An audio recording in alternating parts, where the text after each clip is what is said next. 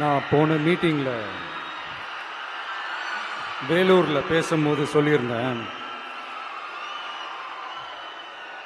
தமிழ்நாடு தான் விஜய், விஜய் தான் தமிழ்நாடு அப்படின்னு நான் சொல்லியிருந்தேன். அது ஏன் அப்படி சொன்னேன் அப்படின்னா, தமிழ்நாட்டு மக்களுடைய ஒரே பிரதிநிதியா, உண்மையான ஒரு பிரதிநிதியா நாம மட்டும்தான் இருக்கிறோம் அப்படின்றதுக்காக தான் அப்படி நான் சொன்னேன்.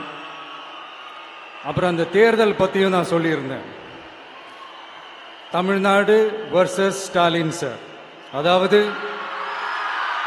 விஜய் வர்சஸ் ஸ்டாலின் சார், அதையும் நான் சொல்லியிருந்தேன். அப்புறம் இன்னொரு கேள்வியும் கேட்டிருந்தேன். இது தமிழ்நாடு சட்டசபைக்கான ஒரு தேர்தல், இதை ஏன் தமிழ்நாட்டுக்கும் டெல்லிக்குமான ஒரு எலெக்ஷன் சொல்றீங்க அப்படின்னு நான் கேட்டிருந்தேன். உடனே விஜய் பாஜகவுக்காக பேசுறாரு அப்படின்லாம் திருச்சி பேச ஆரம்பிச்சிட்டாங்க.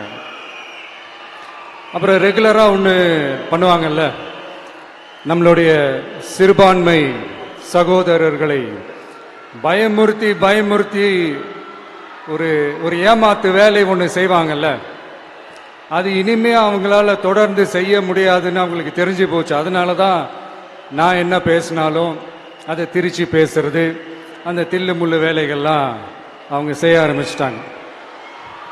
சென்னையில் டெல்லி டெல்லின்னு கூவுறதும், அடிக்கிற கொள்ளைக்கு ரைடு வந்துட்டா டெல்லிக்கு வெள்ளை கொடை பிடிக்கிறதும்,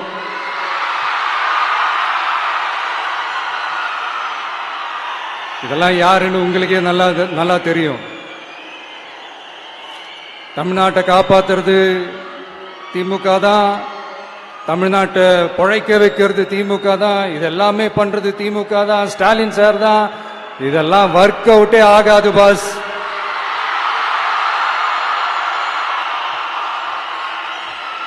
சின்ன பசங்களாம் சொல்ல ஆரம்பிச்சிட்டாங்க, ஓம் சக்தி பராசக்தி, திமுக ஒரு தீய சக்தி.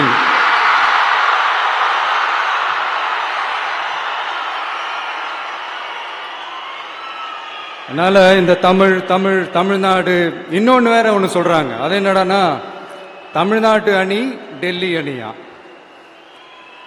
கிரிக்கெட்ல கூட தமிழ்நாட்டு அணியை டெல்லி அணியால தொட்டு கூட பார்க்க முடியாது.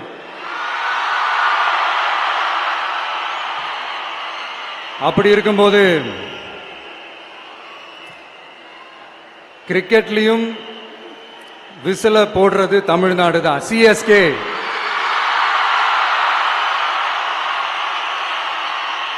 வரப்போற எலெக்ஷன்லயும் விசில போட போறது நம்ம டிவிக்கே தான். தமிழ்நாடு தான் டிவிக்கே, டிவிக்கே தான் தமிழ்நாடு. இந்த அணி அந்த அணி டெல்லி அணி இதெல்லாம் அனைத்தும் உடைஞ்சி நொறுங்கும், டிவிக்கே அடிச்சு நொறுக்கும்.